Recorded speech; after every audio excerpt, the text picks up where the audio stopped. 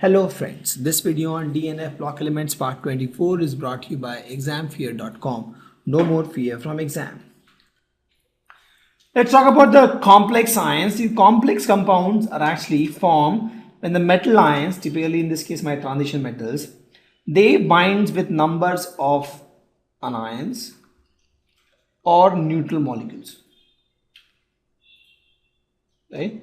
And they bind to form a complex species.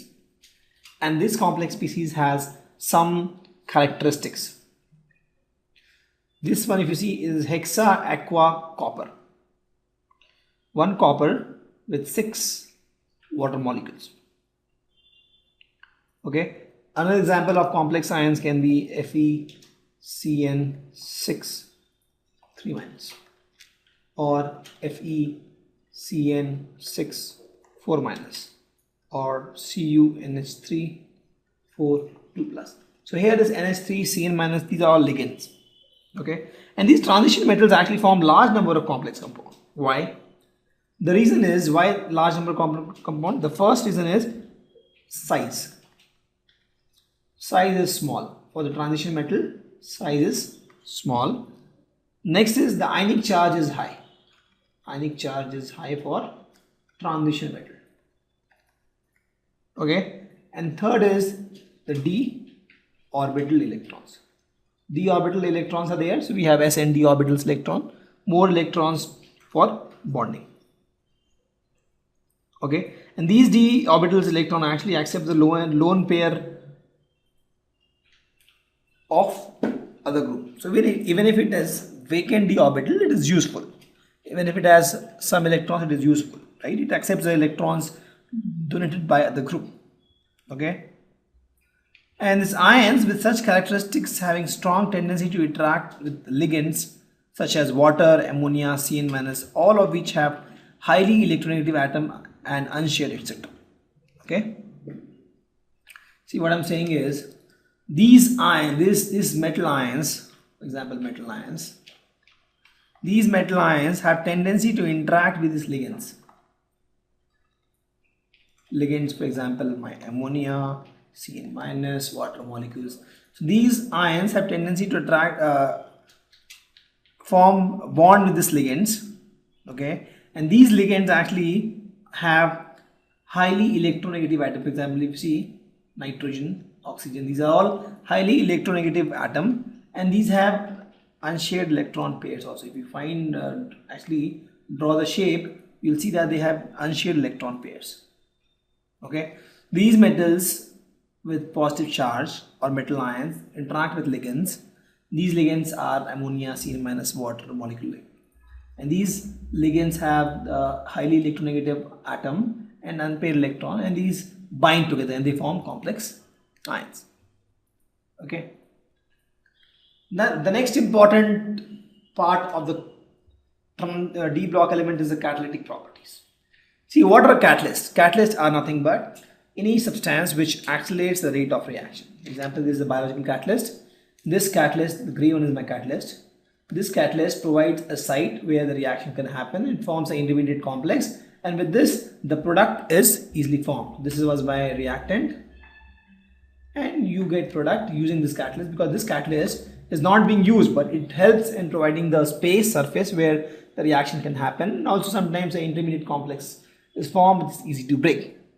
Okay, now the transition metals, I am saying they have catalytic property. Why? See, there are several reasons. The first is the transition metals have ability to adapt to variable oxidation state. This variable oxidation state is one of the key reasons. We'll discuss these in details now. Okay, second one, it forms complex, you just seen, and these complex you can also form unstable intermediate complex. The way we have seen this unstable intermediate complex, it forms. The third is it has partially d-filled orbital, partially filled d orbital, and this d orbital actually, this provides active site.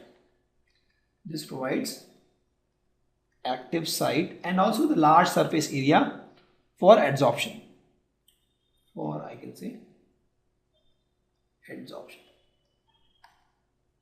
Adsorption of what? Adsorption of reactant molecules. And that's why if you see the in hydrogenation we use platinum, but we make sure this platinum is very minute. I mean very crushed. It's crushed so that, or it's powdered so that you have more surface area. You have anything, you crush it, you make it powder, the effectively you end up increasing the surface area. Right? So this has this property. Because of these three properties, actually these d block elements have catalytic property. Okay. Let's see the examples of this. For example, the first one, the variable oxidation state. If you see Fe3 plus, this has capability of converting it to Fe2 plus easily, and this catalyzes the reaction between iodide and persulfate.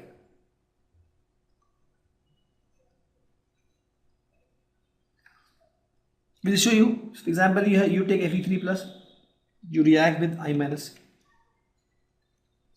What you get is this.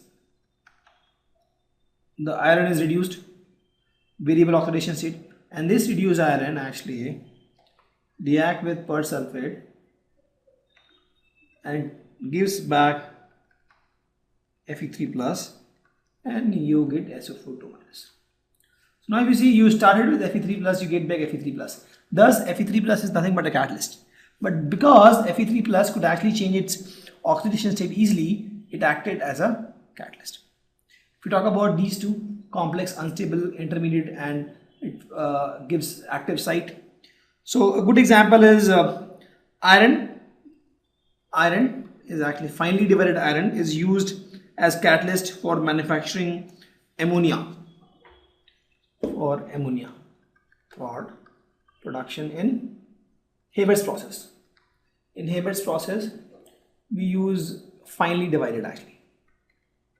Finely divided. Why finely divided? Because if you finely divide any metal, you increase the surface area, and we want more and more surface area where reactant can be absorbed and the reaction can take place.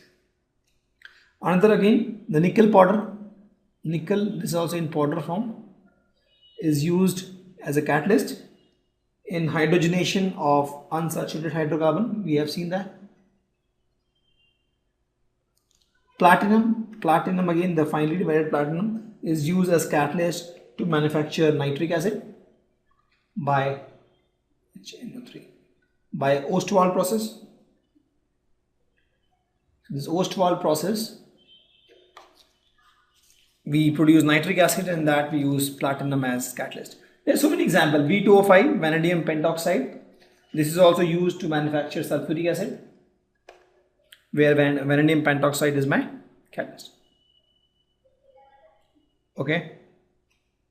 So as I told that these provide surface area, these catalysts, because this catalyst now has the d orbital and s orbital. So these d and s orbital electrons, actually it helps in binding the reactant to this surface area, and with this the concentration of reactant in the surface area increase. Since the concentration is increased now at some local place. For example, this is my catalyst. At this, if I increase the concentration of reactant, why? Because this reactant forms bond with this d orbital. Since the reaction of the concentration of the reactant has increased in this area, the reaction is faster. Okay. So that's the role of catalyst. This was the picture for the hydrogenation. If you see, this is hydrogen, this is a nickel catalyst. This is the nickel catalyst, and hydrogen bonds are broken, and this nickel provides a surface area where this reaction can take place and hydrogenation take place. So if you want more details on hydrogen, you can watch my videos where we have discussed the process of hydrogenation in more detailed way. Now we'll talk. Thank you. Visit examfear.com to watch more videos, attempt free online tests, get free study materials, find tutors and mentors, and much more. Thanks once again. For the trend